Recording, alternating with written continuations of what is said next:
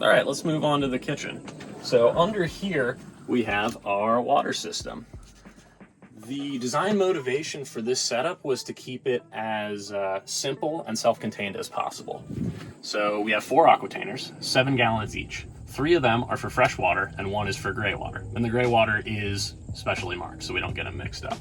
And all that it is a hose running from one of the aquatainers down to a foot pump and then up to the sink. And then on the sink drain goes into the gray water tank. So everything's self-contained. There's no built-in tanks like a lot of these vans have. And I think that's an advantage because sometimes you can't get right up to a spigot to fill your water. So these tanks, you can actually just remove and take them to go fill, bring them back, and you're good to go. So the foot pump is down here. We actually have a full-size sink, something that we wanted because we wanted to feel as much like a home as possible, and we wanted to be able to fit things in there. If we didn't want to clean up the whole counter before driving, we could just shove everything in there and drive off. And this is actually a smaller diameter spigot than standard, which is for is originally for a drinking water tap. But since it's a smaller diameter, it keeps the pressure up when you're using a foot pump. And using the foot pump actually helps you save a lot of water. So with this setup, we can go almost a week without filling up. So these cabinets are actually one of our favorite finds of the whole build. We got them for a really great price at the Habitat for Humanity Restore. And what was really cool was they fit perfectly in the van, and we used every single cabinet door that we bought. What we did inside was we actually decided that we would install these gas struts to hold up the cabinets. Originally, we thought we would just kind of hold them up with our heads when we were going inside, but we are so glad we made that decision. It's really made accessing things in the cabinet a lot easier. You know, we can pull this out without having to worry about the top crashing down on us.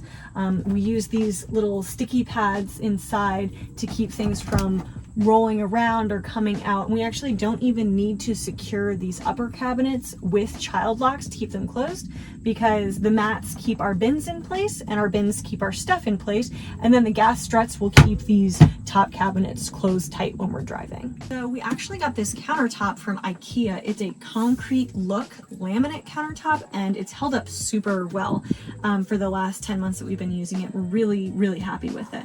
And the sink, which you saw earlier, is a full-size sink, and we're super happy with that. It makes it a lot easier to wash dishes. We got it at a garage sale for just $5, and kitchen sinks are like $100, so that was a steal to get that.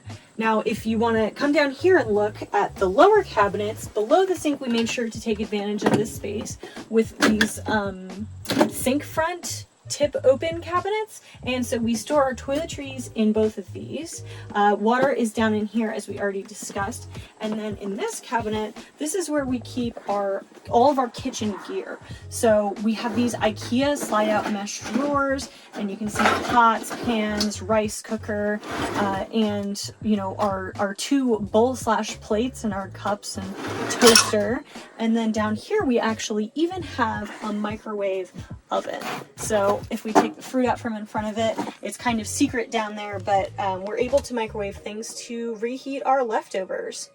So when we were deciding what we wanted to use for the backsplash, we saw that a lot of people use sticky tiles. The weird thing was, sticky tiles are actually more expensive than regular tiles. So what we wanted to do is instead get some actual ceramic tiles and make the backsplash out of that. The only problem with that, or I guess the only challenge of that, is you can't use normal grout, because normal grout isn't flexible and it isn't designed to be in a situation where things are going to flex and move like when the van is driving. So instead of using grout, we used silicone caulk. It took a little bit of extra work, but I think it came out really nice, and we've had no problems with it the whole time that we've been on the trip. And over here we have a magnetic knife rack, which actually is really great, especially in a mobile environment, because everything sticks there as soon as you put it there. There's no worries about anything falling off. For our stove, we decided to go with a propane cooktop that's connected to a 20-pound barbecue grill tank in the back. That's plenty of gas. We only switched it about 3 times over the course of a 10-month trip, and that was including our heat. And we decided not to go with electric because we wanted to be able to keep the electrical system small. So rather than an induction cooktop, we went with propane.